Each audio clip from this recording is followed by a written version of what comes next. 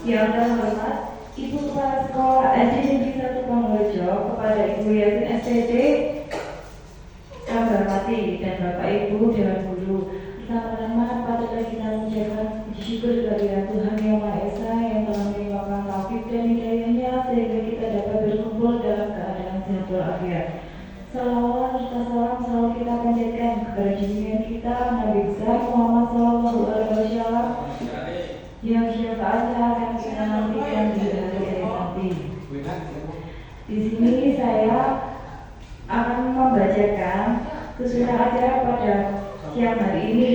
Yang pertama, sambutan dari Ibu Kepala Sekolah SD Negeri 1 Pangrejo. Yang kedua, pengimbasan atau pemahaman dari Ibu Farida Ekawati SPD selalu CGP Angkatan 10 di SD Negeri 1 Pangrejo. Nanti akan dijelaskan oleh Bida yang akan disampaikan. Yang terakhir nanti penutupan dan doa. Untuk yang pertama, sambutan dari Ibu Kepala Sekolah kepada Ibu Yanti, dipersilakan.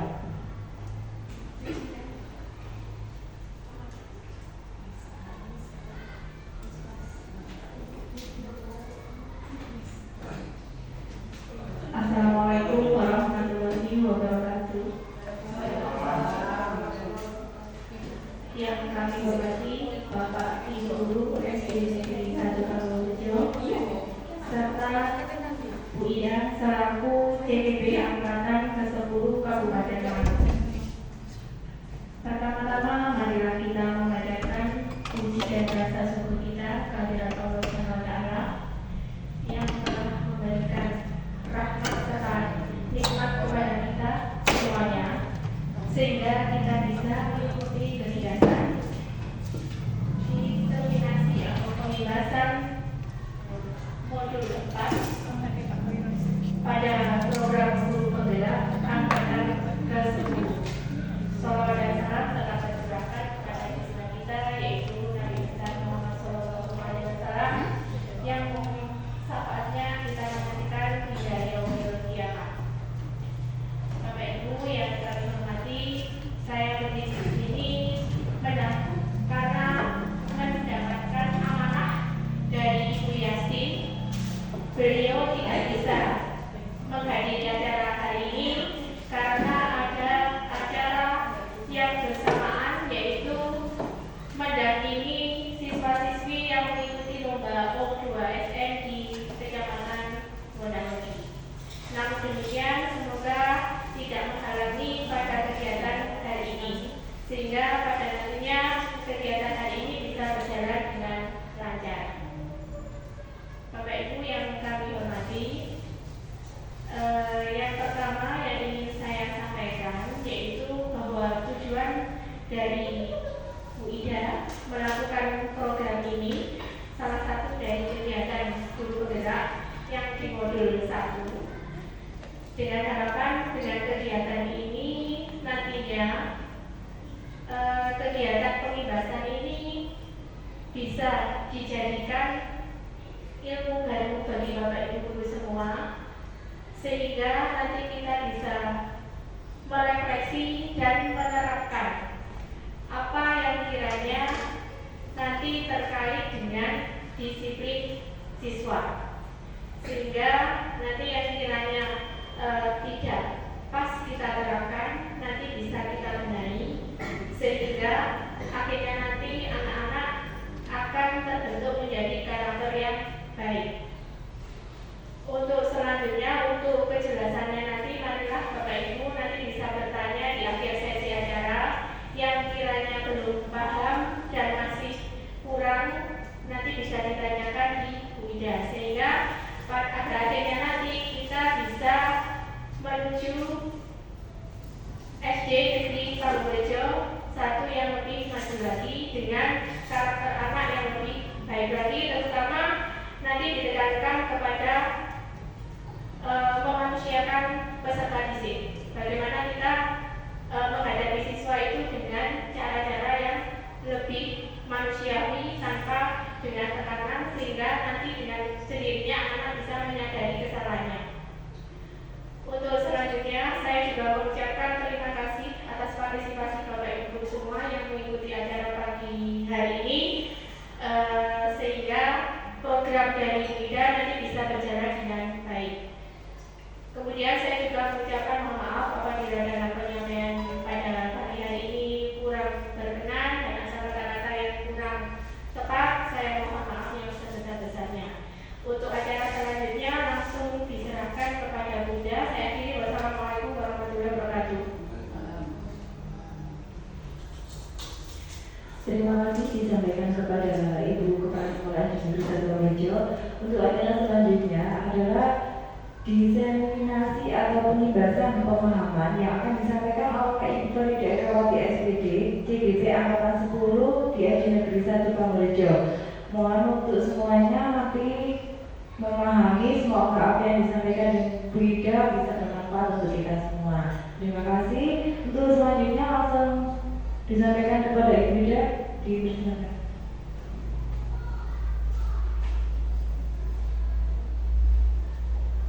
Terima kasih Bu Yusi. Assalamualaikum warahmatullahi wabarakatuh. Alhamdulillahirabbil alamin.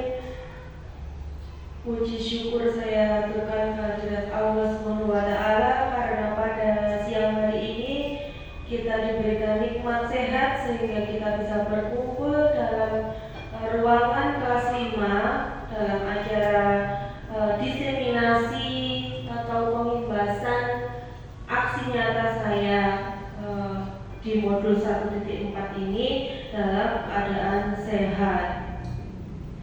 Kepada Bu Dian yang mewakili Ibu Kepala Sekolah kami yaitu Bu Yastin, saya ucapkan terima kasih karena sudah memberikan wejangan atau arahan kepada saya, khususnya di mana saya diberikan motivasi untuk bisa menunjukkan presentasi saya kepada Bapak Ibu guru semua terkait budaya positif yang akan saya sampaikan.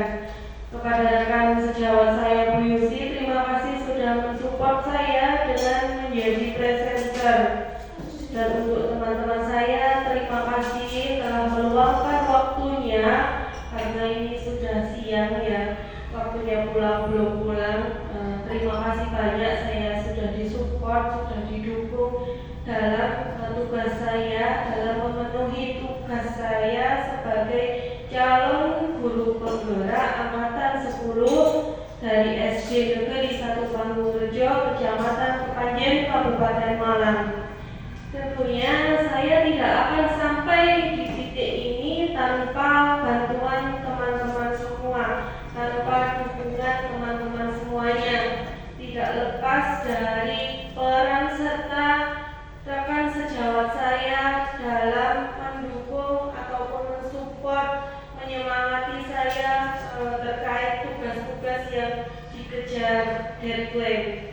Sebelumnya saya belum pernah mengerjakan tugas dengan deadline yang singkat. Jadi menurut saya ini cukup menyemangati saya, memotivasi diri saya sendiri, bisa nggak saya seperti yang lain. Dan alhamdulillah sampai modul 1.4 saya bisa melaksanakan semua tugas saya dengan baik. Semoga nanti kedepannya saya bisa menularkan ilmu yang saya dapat, khususnya untuk peserta didik saya dan juga untuk warga sekolah di mana tempat kerja saya saat ini, SD Negeri 1 Pamrejo. Berikut akan saya mulai presentasi saya terkait budaya positif.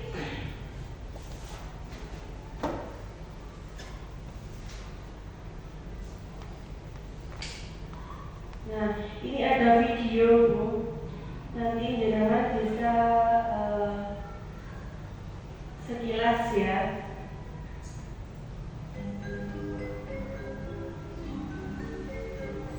Ice breaking-nya saya kasih video.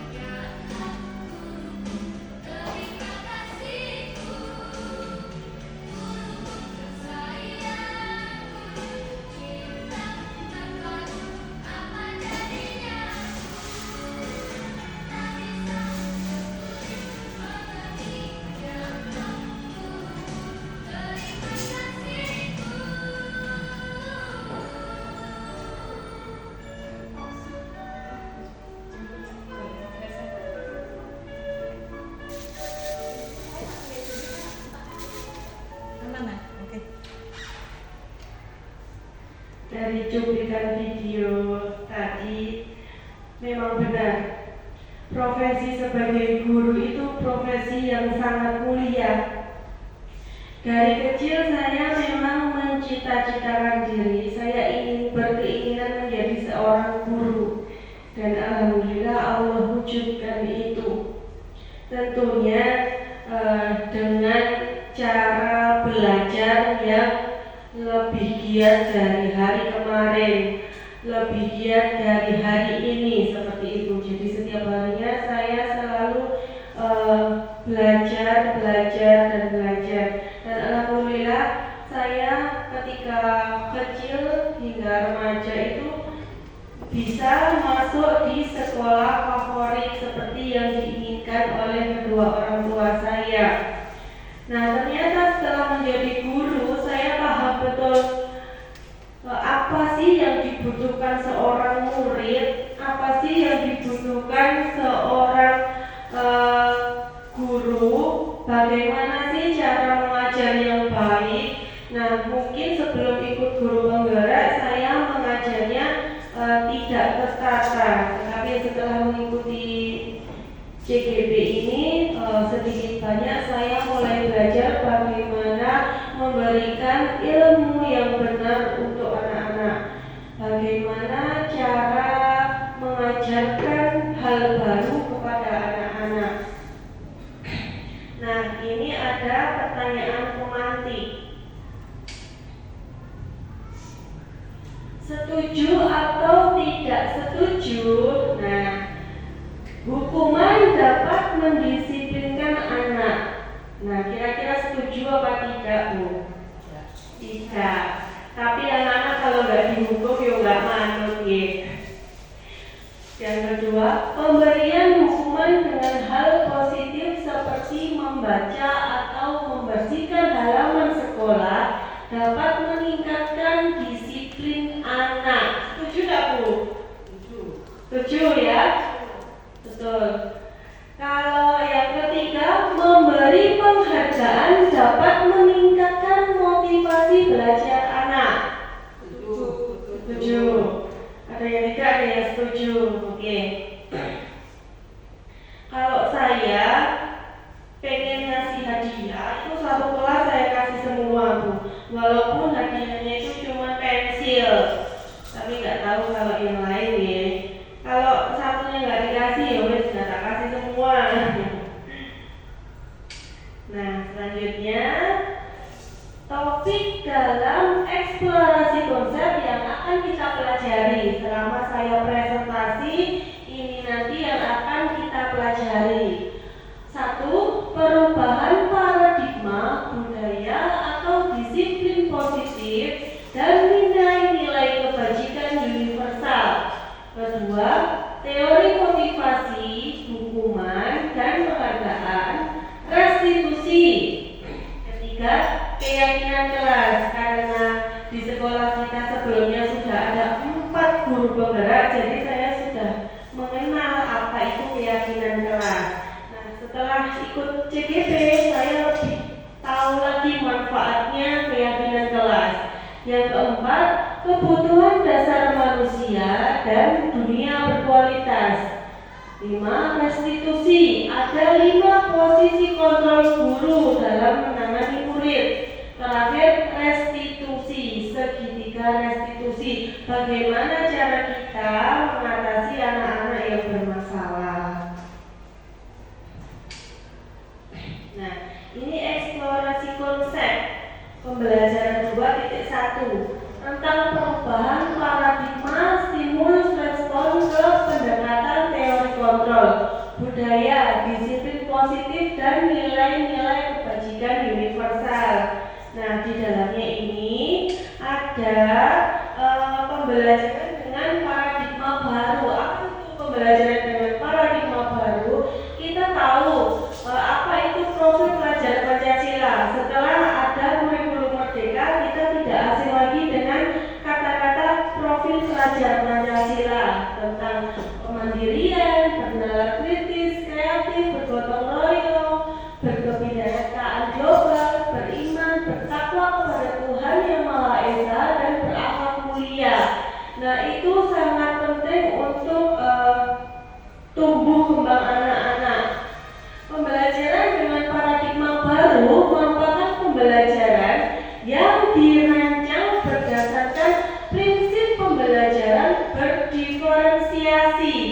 Dulu asing ya buat kita pembelajaran berdiferensiasi, tetapi setelah mengikuti 4 guru penggerak yang ada di sekolah kita semakin paham. Sehingga para peserta didik belajar sesuai kebutuhannya. Yang sukanya nonton video, ya dikasih video. Yang sukanya ngitung, ya dikasih ngitung. Yang sukanya membaca, ya dikelompokkan dalam bentuk kelompok membaca. Karena kebutuhan anak-anak itu berbeda-beda. Tahap perkembangan sesuai teori psikologi modern untuk mewujudkan profil pelajar Pancasila tersebut.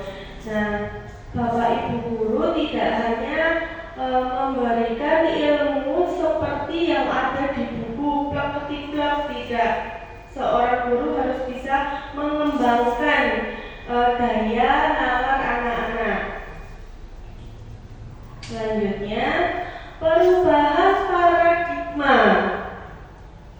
Nah, ini tentang kepalan tangan. Kalau dulu ujian pernah itu coba ini tangannya dibuka atau enggak, seperti itu ya. Kalau ini enggak wes ya, enggak saya kasih seperti itu, cuma tak kasih penjelasannya saja. Nah, untuk memberikan sesuatu itu kontrol dirinya ada pada diri kita sendiri. Untuk hal-hal yang sekiranya itu penting atau itu privasi kita, pasti kita tidak akan memberikannya kepada orang lain. Kita tidak bisa dikontrol oleh orang lain. Tetapi kalau kita bisa memberikan sesuatu itu kepada orang lain, berarti kita tidak punya kepercayaan diri. Begitu.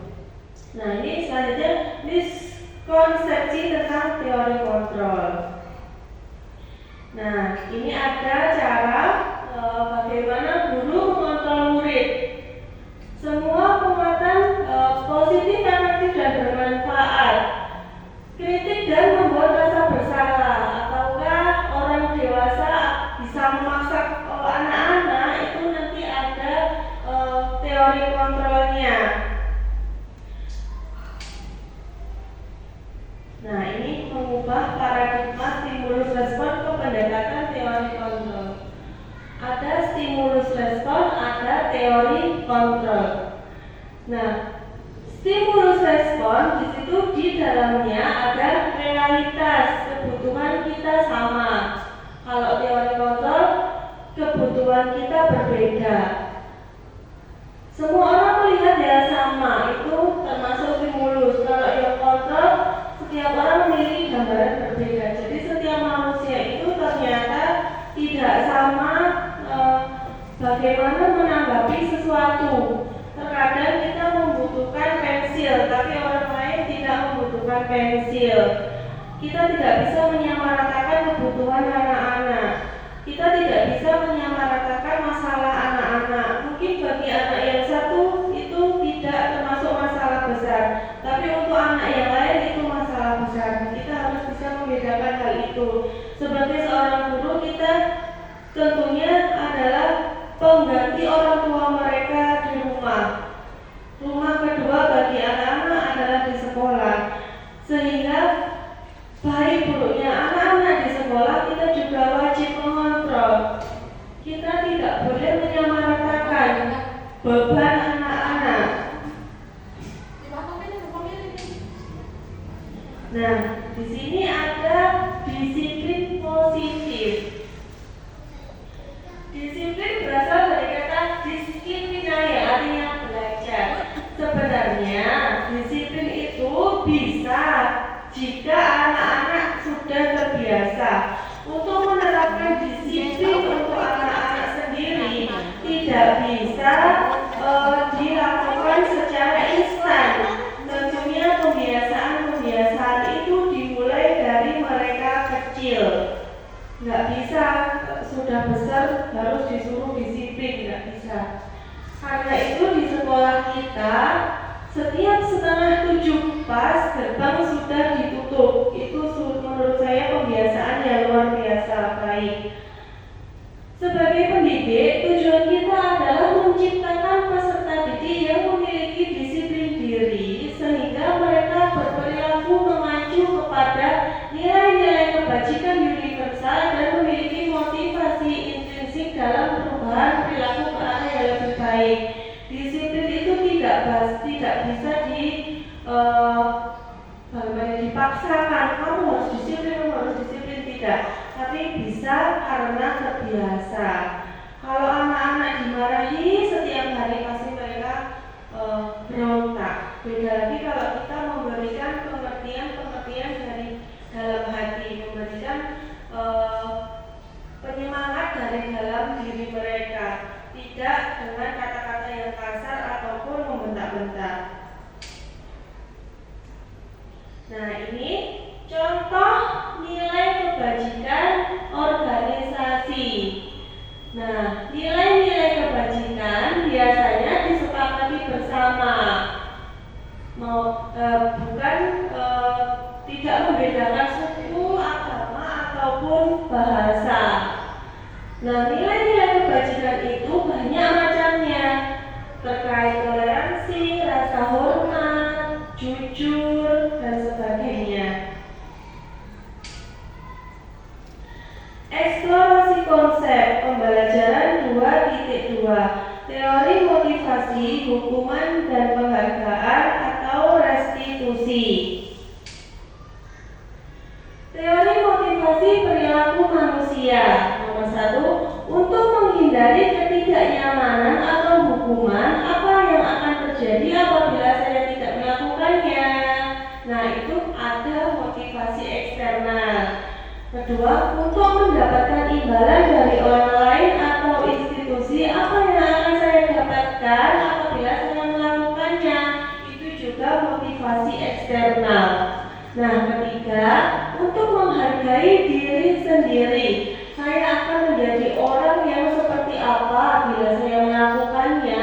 Itu termasuk motivasi intrinsik, tujuan dari budaya positif kita yang akan kita pelajari bersama. Nah, budaya positif di sekolah itu tidak hanya datang terlambat saja. Kalau anak ada masalah, anak jujur, itu juga termasuk budaya positif. Nah, ini merdeka, kata merdeka menurut Ki Hajar Dewantoro. Merdeka itu artinya tidak hanya terlepas dari perintah, akan tetapi juga cakap untuk memerintah diri sendiri. Dari modul 1.1 saya sudah belajar banyak hal tentang pembelajaran Ki Hajar Dewantoro. Dan alhamdulillahnya saya hari-hari lebih ini untuk anak bangsa, dan semoga adanya program guru penggerak ini bisa mewujudkan impian negara kita, menjadikan anak bangsa yang merdeka belajar, merdeka berekspresi, merdeka menuntut ilmu dan sebagainya. Nah, ini ada hukuman, konsekuensi, dan restitusi. Kalau hukuman, kita memberikan hukuman kepada anak-anak ketika mereka berbuat salah, itu pasti tidak direncanakan, tiba-tiba. Ya, kalau murid tidak tahu apa-apa yang akan terjadi atau dilibatkan, itu termasuk hukuman. Sifatnya satu arah. Kalau konsekuensi itu terencana atau disepakati sesuai peraturan, misalkan seperti kesepakatan kelas di awal. Ada kesepakatan yang dibuat oleh Bapak Ibu guru dengan anak-anak, sehingga ketika anak-anak melakukan kesalahan akan diberikan konsekuensi. Nah, kedua, murid tetap dibuat tidak nyaman, itu konsekuensi. Nah, sikap guru selalu memonitor murid. Jadi, setiap tindakan yang dilakukan anak-anak, guru selalu memantau, memonitor. Nah, yang ketiga ini tentang restitusi. Proses menciptakan kondisi bagi murid untuk memperbaiki kesalahan. Dengan adanya restitusi, anak-anak diberitahu salahnya di mana, kemudian apa yang harus dilakukan mereka. Jadi ada imbal balik atau penguatan diri, ada penguatan kepada anak-anak untuk tidak mengulangi kesalahannya lagi. Yang kedua, proses kolaboratifnya mengajarkan murid untuk mencari solusi sendiri. Dari kesalahan-kesalahan itu dibimbing oleh Bapak Ibu guru, sehingga mereka bisa mencari solusi untuk dirinya sendiri, sehingga ketika mereka kembali kepada kelompoknya, kepada teman-temannya, mereka lebih mempunyai pribadi yang lebih tangguh lagi. Mereka tahu kalau misalkan saya salah, apa yang harus saya lakukan, saya harus meminta maaf, ataukah saya harus memperbaikinya, ataukah saya tidak akan mengulangi kesalahan tersebut dan sebagainya. Ada hukuman, konsekuensi, dan restitusi. Tugas perbedaan hukuman dan konsekuensi. Nah, ini saya minta Bapak Ibu ini menjawab, ini termasuk hukuman atau konsekuensi, ya. Yang pertama, mencatat kata maaf 100 kali di dalam buku tulis. Apa Bu? Konsekuensi. Kalau yang kedua, lari mengelilingi lapangan basket 2 kali karena berkata kotor di sekolah, hukuman. Murid diminta untuk push up 15 kali karena tidak mengerjakan PR, hukuman. Menggantikan kertas tugas teman yang telah dicoret-coret, konsekuensi. Membersihkan tumpahan air di meja tulis karena tersenggol pada saat belajar, konsekuensi. Murid disuruh untuk mengenakan sepatu seharian di sekolah karena tidak menggunakan sepatu hitam, hukuman ini ya Bu ya. Lari mengelilingi lapangan basket 2 kali karena terlambat 10 menit untuk pelajaran PJOK, hukuman. Coba kita lihat ya Bu ya. Kita lihat sama-sama. Coba kelihatan. Nah, ternyata iya, kesalahan nomor 1. Ternyata mencatat kata maaf 100 kali di dalam buku tulis itu termasuk hukuman. Itu berarti tidak dianjurkan untuk Bapak Ibu guru ketika ada anak yang berbuat salah. Untuk timbal baliknya Bapak Ibu. Nah, ini perbedaannya hukuman dan konsekuensi. Saya kemarin itu juga sempat bingung, Bu, apa bedanya hukuman sama konsekuensi? Karena dari 4 CGP yang lalu itu saya belajar kok susah bener ini membedakan hukuman sama konsekuensi.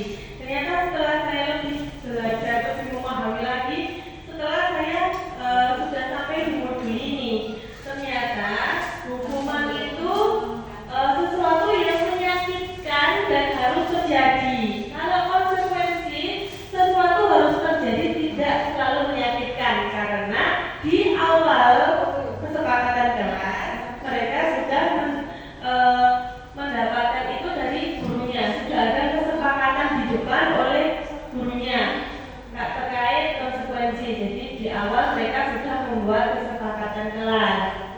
Nah, yang kedua, membuat anak sakit, entah itu fisiknya maupun hatinya terluka, ya, untuk jangka waktu yang lama.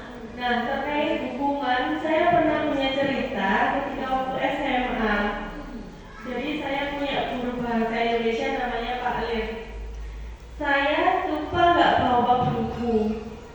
Dikasih hukuman nyari semut, cewek sama cowok, suruh keluar. Dia bingung, Bu, dengan kelas itu. Pak, mohon izin Pak, caranya mau semut lanang itu ya apa Pak? Ya kok gaduh-gaduh ari violana Pak. Kok dek jobo gaduh-gaduh ari Bu, tekan jero. Bisa maneh sampai boleh akhirnya Bu gak melok pelajaran Pak Lir. Ya Allah, ternyata kalau dikasih hukuman itu seperti itu rasanya ya. Ya kecewa, kok hukuman itu aneh-aneh. Pernah juga Bu dikasih hukuman karena terlambat sekolah itu. Kenapa terlambat? Angkotnya macet Pak. Gak terima alasan. Kubono sekolah itu cagake ono piro. Sedangkan sekolahan saya itu besar Bu, karena sekolah favorit di SMA Negeri 2 Magetan. Saya hitungnya itu ada 71 pilar. Ternyata salah, ada 72 pilar. Jadi saya putar lagi kelilingi sekolah saya.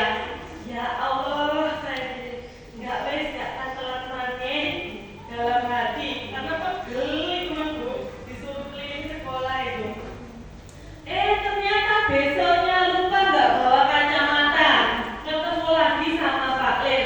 Hukumannya disuruh mencari plastik diisi air, dikon gawe apa itu namanya?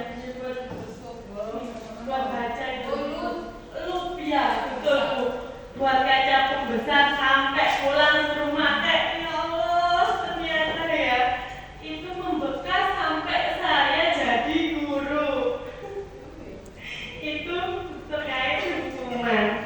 Ya Allah, istimewa. Nah, terkait kembali lagi ke modul. Ternyata hukuman itu paksaan. Memang betul, saya disuruh memutar sekolahan itu ya terpaksa. Jadi apa bener? Pengajian kepingin masuk kelas karena saya salah. Tapi itu sintok pilar dari sekolah. Ternyata masih salah. Nah, terus pas sudah besar itu mikir, loh, berarti Pak Lir ini mendino ngitungi pilar lagi. Kok tahu pilar di SMA saya ada 72 pilar gitu. Terus kalau konsekuensi itu anak menghargai disiplin. Kemudian konsekuensi mendorong anak agar mudah menyesuaikan diri. Jadi setelah menjadi guru, setelah belajar mengupgrade ilmu sebagai guru, ternyata yang paling baik diberikan kepada anak-anak itu konsekuensi, bukan hukuman. Begitu ya Bapak Ibu. Lanjut.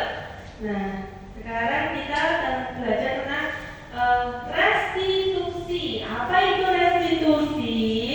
Restitusi adalah proses menciptakan kondisi bagi murid untuk memperbaiki kesalahan mereka, sehingga mereka bisa kembali pada kelompok mereka dengan karakter yang lebih kuat. Restitusi juga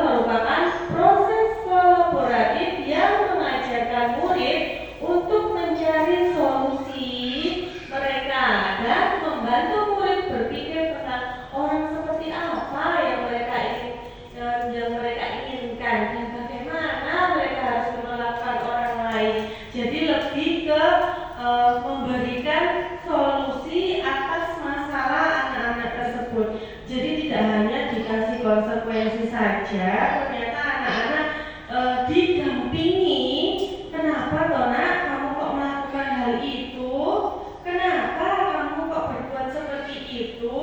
Nah, kemudian kita sebagai gurunya memberikan kontrol, memberikan penguatan karakter kepada anak-anak sehingga nanti ke depannya anak tersebut tidak akan mengulanginya lagi seperti itu ya. Dan kita lebih belajar menghargai, memanusiakan manusia. Jadi untuk zaman sekarang ini banyak karakter anak-anak yang tidak bisa memanusiakan manusia. Kadang itu lewat ini hal kecil ya, seharusnya kita bisa memberi contoh. Ada orang gila. Orang gila itu loh sama Allah dikasih nyawa ya. Mereka pasti punya rasa lapar, rasa haus seperti kita. Kadang anak itu malah menertawakan, orang gila. Padahal mereka sama seperti kita. Nah, perilaku seperti itu kan salah. Kita berikan penguatan, kita berikan identifikasi kepada mereka kalau perbuatan mereka itu salah. Mereka pasti tidak akan mengulanginya lagi di kemudian hari. Bahkan mungkin anak-anak setelah kita berikan arahan, mereka punya rezeki, orang gila tersebut dikasih makan. Alhamdulillah, itu hal-hal kecil di lingkungan kita.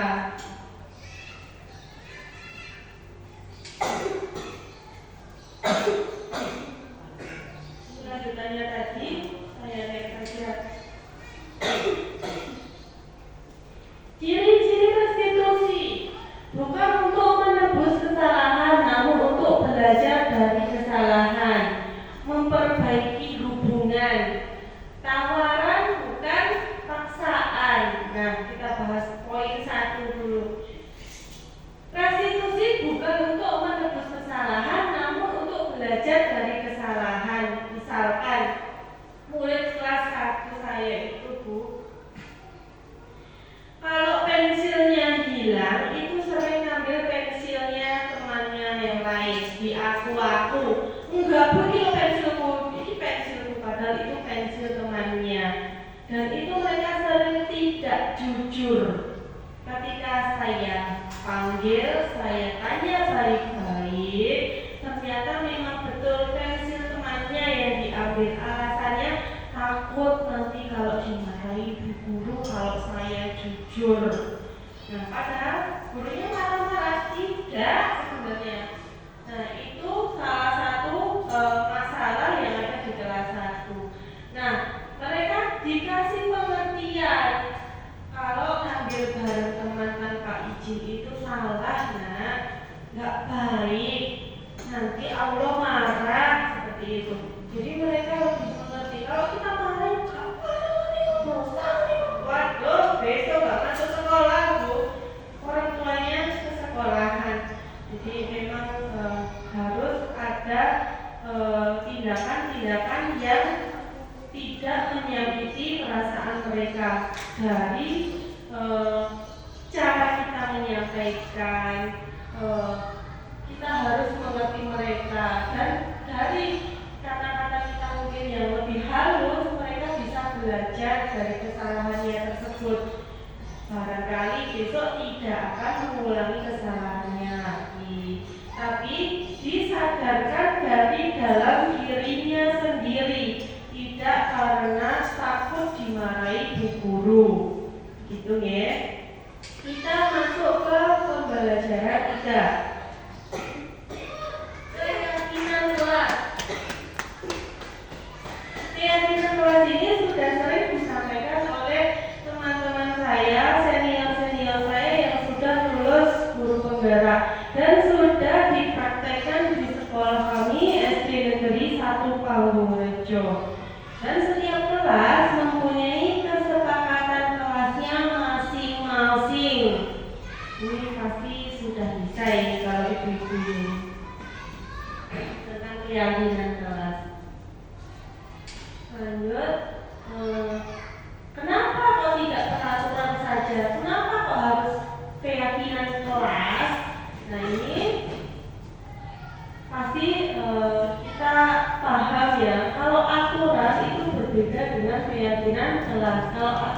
sangat mengikat.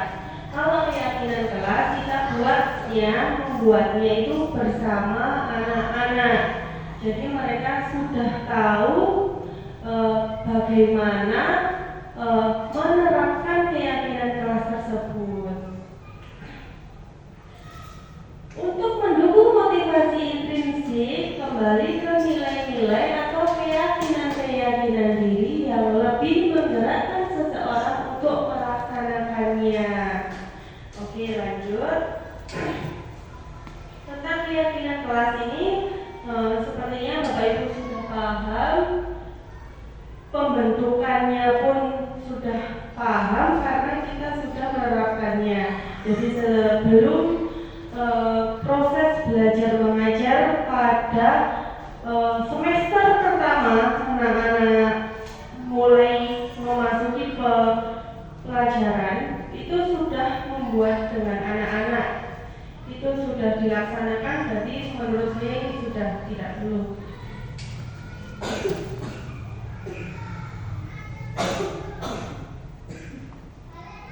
Nah, dari keyakinan kelas tersebut nantinya akan tersampainya ke lingkungan positif.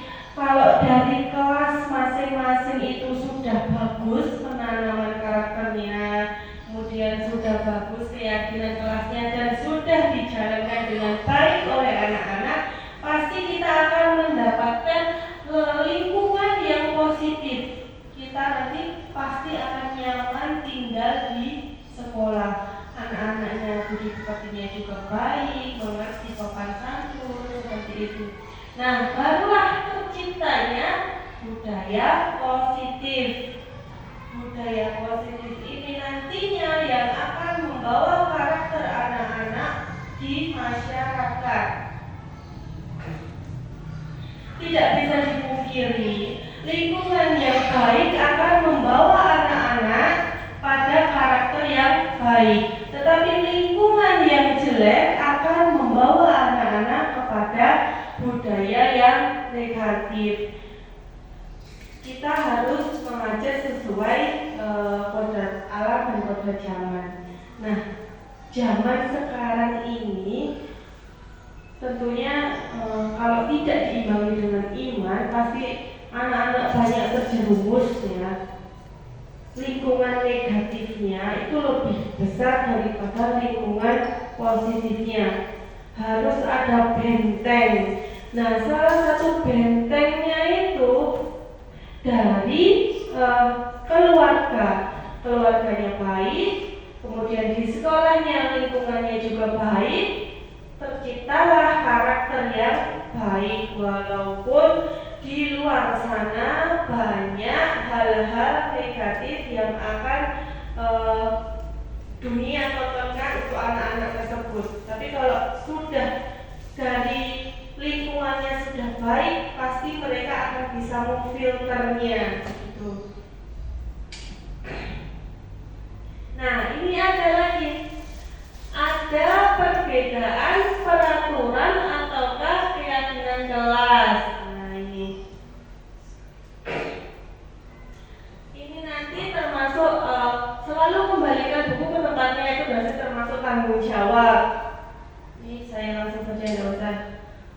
Ini ya Bu, dilarang mengganggu orang lain berarti menghormati orang lain. Hadir di sekolah 15 menit sebelum pembelajaran dimulai. Menghormati orang lain dan berkomitmen. Ini pasti ada di keyakinan kelas setiap kelas nih. Tidak boleh datang terlambat seperti itu. Dilarang melakukan kekerasan seperti menghormati orang lain. Jadi budaya-budaya positif itu tidak hanya datang terlambat seperti yang saya jelaskan di depan. Ternyata budaya positif itu banyak, mencakup banyak hal. Sama seperti yang saya jelaskan tadi, belajar memanusiakan manusia, nanti belajar menghormati orang lain. Sekarang ini banyak anak-anak yang acuh dan tidak peduli dengan orang lain, tidak peduli dengan lingkungan. Kalau misalkan itu dijadikan peraturan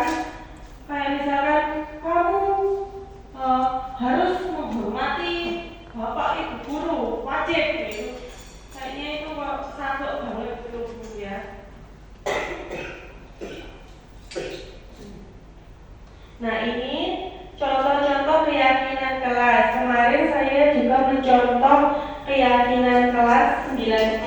Saya tak ganti dan tak tambahi untuk saya buat sebagai acuan keyakinan kelas saya di kelas 1A. Pembelajaran keempat tentang kebutuhan dasar manusia dan dunia berkualitas. Kebutuhan dasar manusia yaitu segala sesuatu yang kita lakukan untuk mendapatkan apa yang kita inginkan. Seluruh tindakan yang kita lakukan memiliki tujuan tertentu dan semua usaha terbaik yang kita lakukan adalah dalam rangka agar kebutuhan dasar kita terpenuhi dengan baik. Nah, manusia itu ternyata ada kebutuhan dasarnya. Apa saja? Coba kita lihat. Nah, ini 5 kebutuhan dasar manusia: bertahan hidup, kasih sayang dan rasa diterima, penguasaan, kebebasan dan kesenangan. Nah, inilah kebutuhan dasar manusia yang harus kita penuhi. Nah, ini realitas kebutuhan kita berbeda. Kita berusaha memahami pandangan orang lain tentang dunia. Setiap orang memiliki gambaran berbeda. Kesenangan saya dengan kesenangan Bapak Ibu guru pasti berbeda. Saya senang kalau melihat anak kelas 1 itu nulisnya rapi. Mungkin guru kelas 4 ataupun kelas 5 sudah tidak mementingkan itu lagi. Mereka lebih mementingkan pemahaman materi mereka terhadap pelajaran. Itu yang membuat Bapak Ibu senang. Nah, itu tidak bisa disamakan antara guru satu dengan guru yang lain.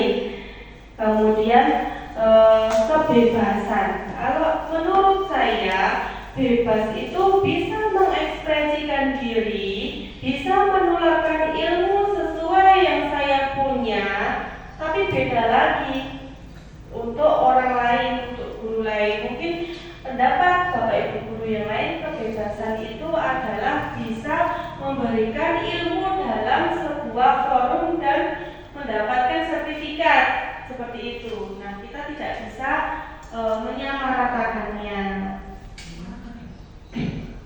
Ini contoh masalahnya. Nah, ini pembelajaran kelima. Posisi kontrol guru. Apa saja posisi kontrol seorang guru?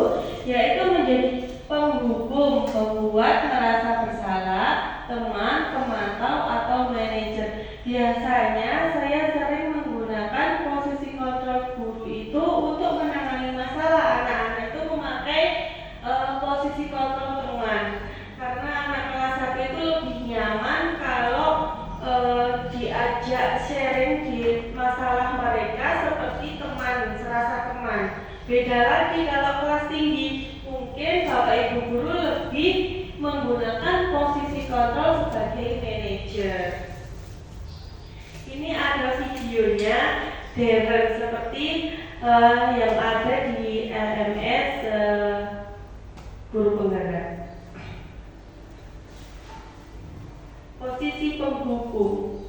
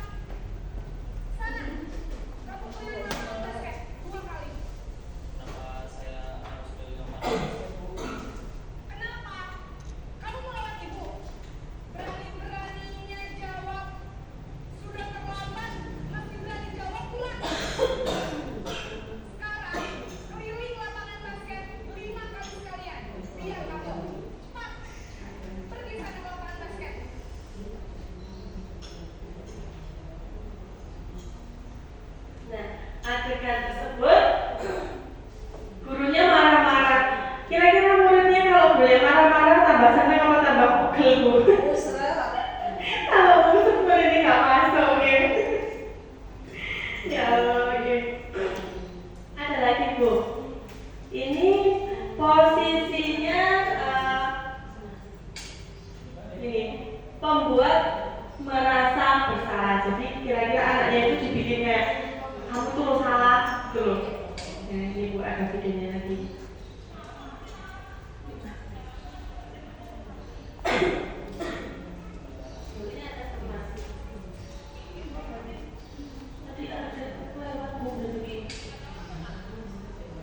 Oh ini yang membuat merasa bersalah.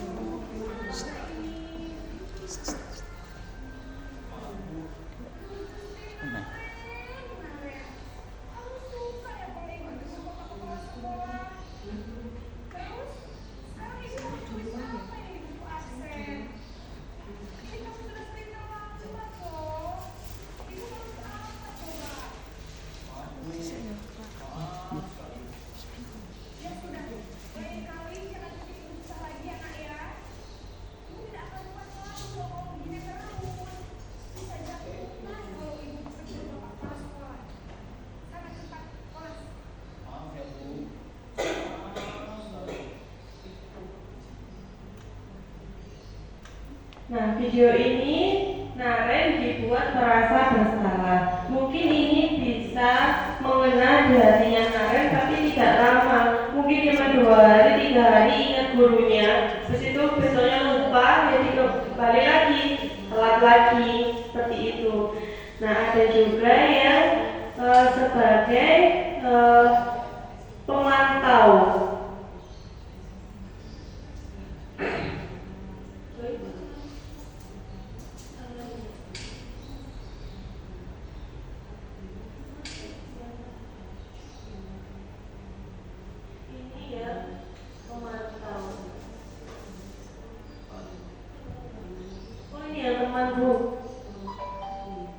Teman dulu baru pemandu.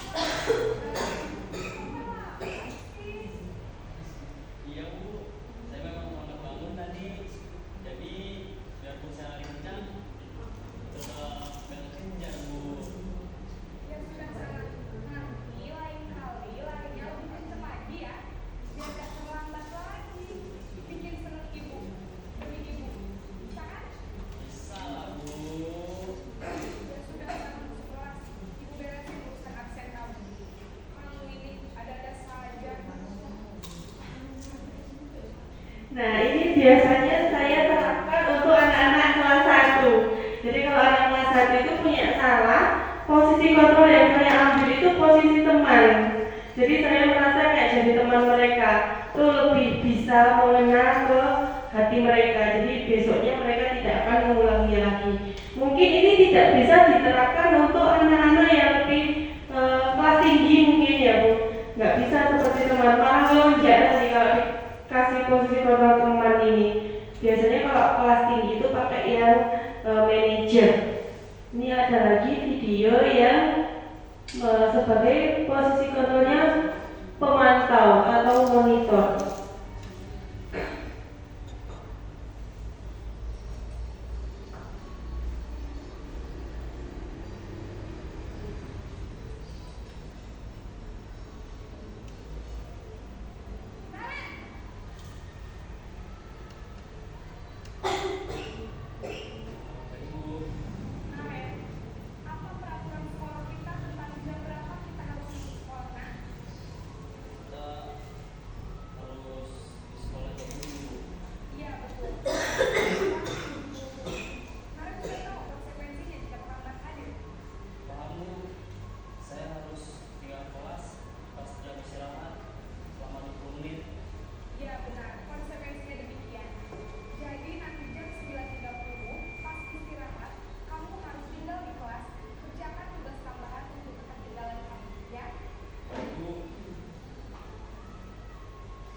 Dan terakhir ini video posisi kontrol guru sebagai manajer.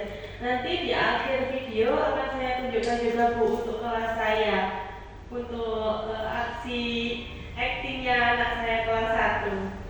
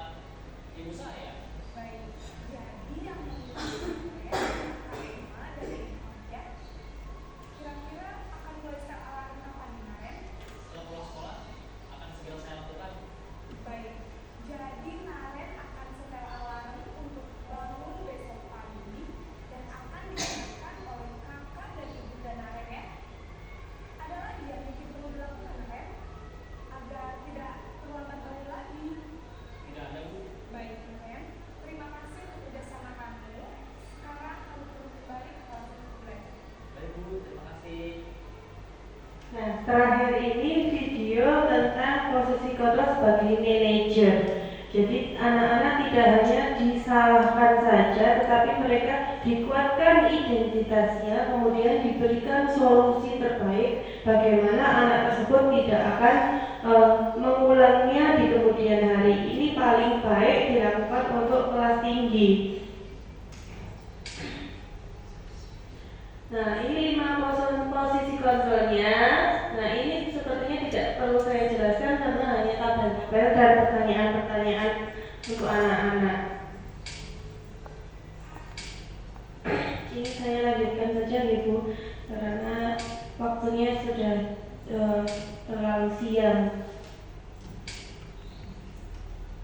Nah, ini pernyataan-pernyataan di mana anak-anak bisa menangkapnya bahwa itu termasuk posisi kontrol teman ataukah penghukum ataukah pemantau. Kita lihat bersama nomor 1. Saya kecewa sekali dengan kamu. Berarti ini gurunya ngomong seolah-olah anak itu biar merasa bersalah. Yang kedua, kamu tidak pernah benar melakukannya. Berarti seolah-olah gurunya itu langsung ngasih hukuman.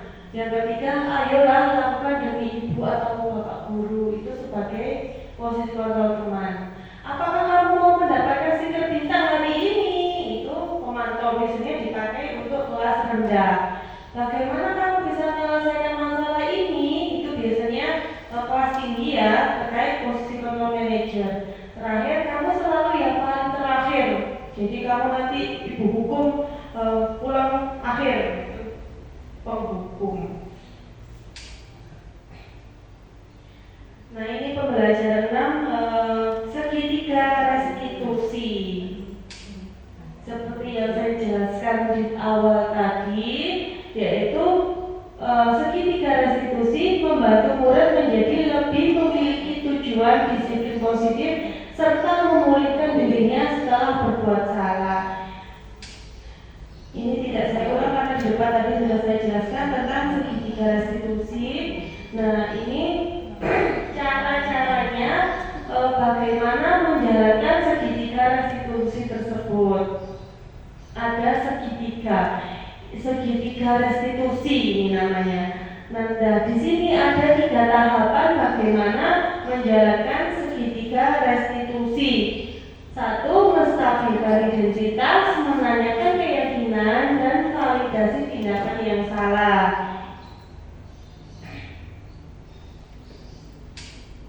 Tahapan-tahapan segitiga restitusi.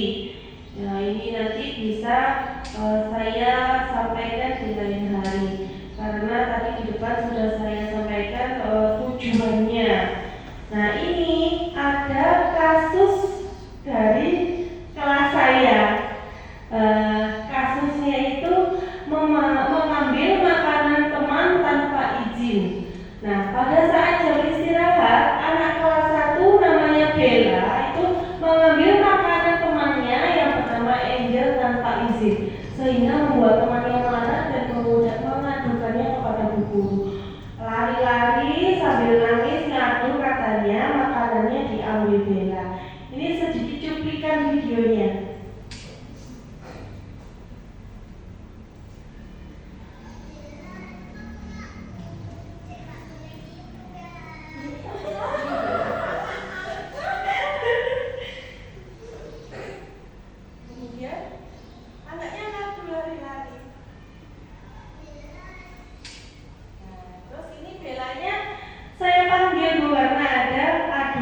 Dari temannya tadi. Assalamualaikum Bella. Bella, kamu tahu nggak kenapa dipanggil Bu Ida ke sini? Tahu, karena aku sudah mengambil jajan orang lain tanpa izin. Iya, Bu Ida dapat laporan katanya Bella ngambil jajannya Angel terus nggak izin. Nah, kalau ngambil punya orang tanpa izin itu nggak baik ya. Iya. Harusnya kalau misalkan Bella kepingin itu minta saja sama Angel, pasti nanti dikasih ya kan. Kalau misalkan aku tadi mau minta tapi nggak berani Bu gitu kan, nggak apa-apa, bilang saja sama Angel. Kalau nggak gitu, kalau misalkan sama Angel nggak berani, bilang sama Bu Ida, Bu Ida saya kepingin makan jelly kayak gitu ya, seperti kesepakatan kelas kita kemarin. Bella ingat nggak? Ingat. Apa? Nggak boleh mengambil jajan orang lain. Tanpa izin. Nggak cuma jajan saja, tapi kalau mau pinjam pensil atau yang lain itu harus izin. Bella, besok dipanggil lagi nggak? Enggak. Besok berubah ya. Iya. Jadi anak yang baik ya. Iya. Terima kasih nak. Sama-sama. Itu masalah di kelas saya kelas 1. Jadi ngambil makanan temennya nggak izin.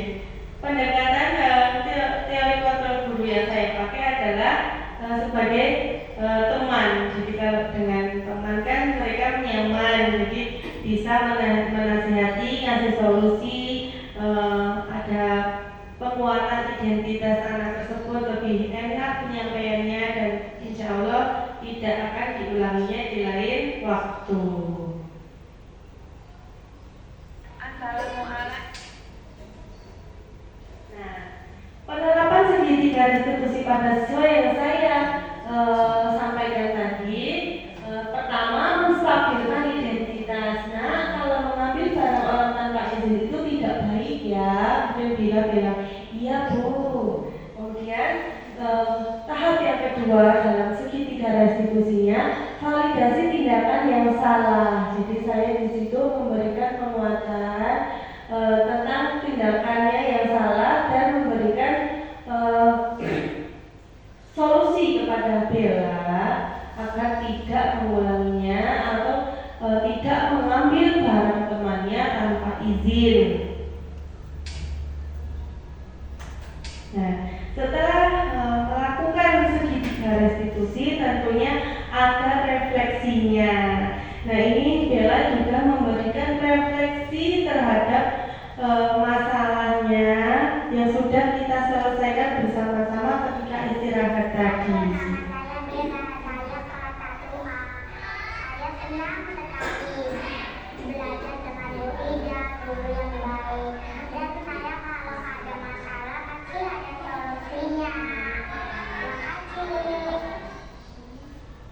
polos ya, jadi aktingnya masih nggak seperti yang diharapkan, tapi sudah bisa menunjukkan bahwa segitiga restitusi sudah saya coba terapkan pada pembelajaran di sekolah. Saya sudah berusaha menerapkan segitiga restitusi ketika menghadapi masalah anak-anak.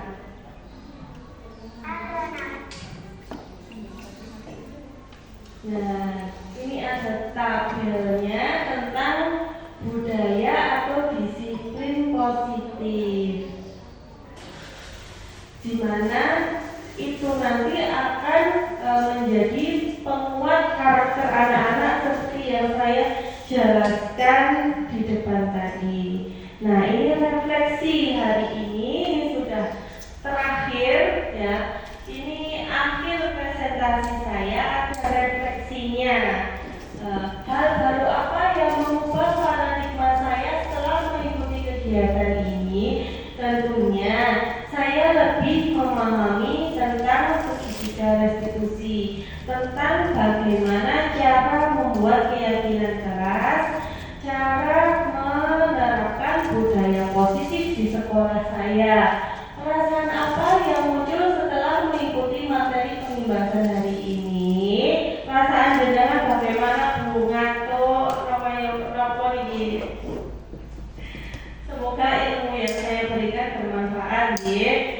Saya akan menjadi guru yang seperti apakah setelah mengikuti pembahasan materi?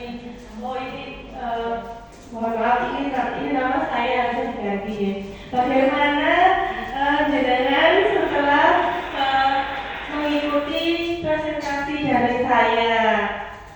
Kira-kira nantinya bisa diterapkan apa tidak di sekolah kita? Bisa nih, belajar bareng-bareng.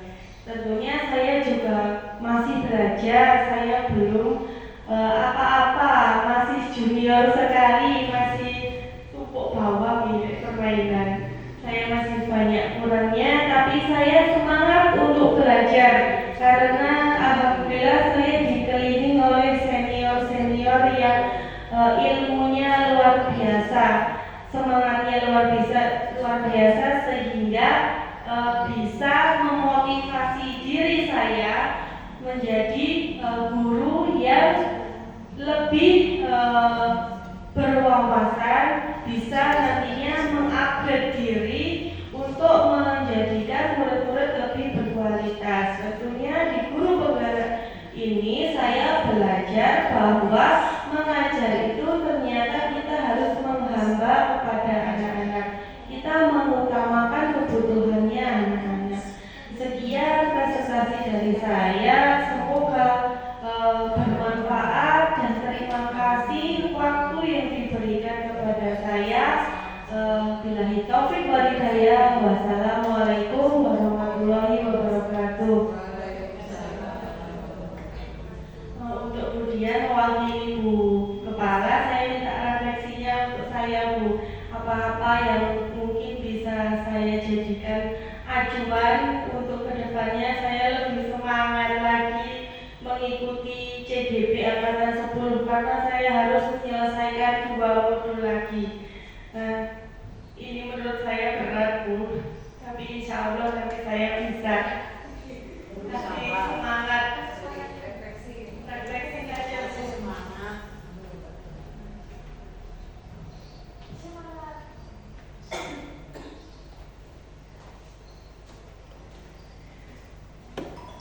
Terima kasih Bu Ida, tadi sudah menyampaikan secara rinci dan jelas, ya.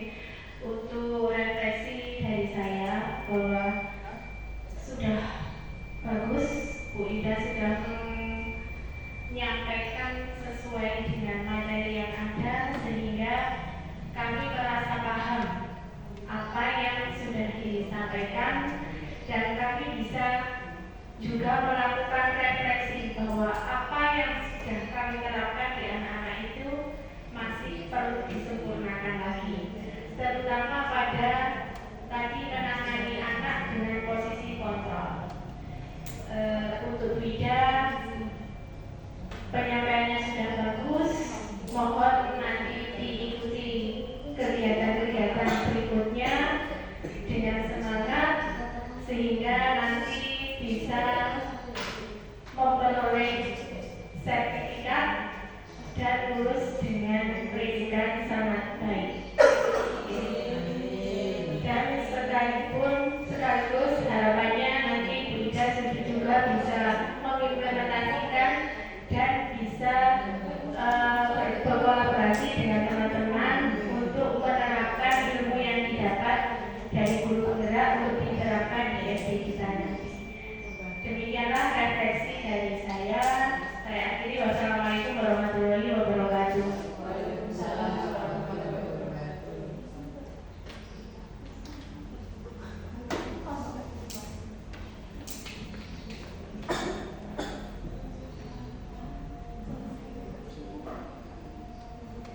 Baik, itulah penyampaian materi yang sudah disampaikan oleh rekan kita Ibu Farida Ekawati yang mengikuti pendidikan guru penggerak di atas sekolah ini. Semoga apa yang disampaikan bermanfaat untuk kita semua dan mendapatkan hasil terbaik untuk anak-anak. Terima kasih. Untuk acara hari ini yang sudah selesai, saya undur diri. Mohon maaf jika ada salah kata dan saya akhiri. Wassalamualaikum warahmatullahi wabarakatuh. Wis, Bu, wis.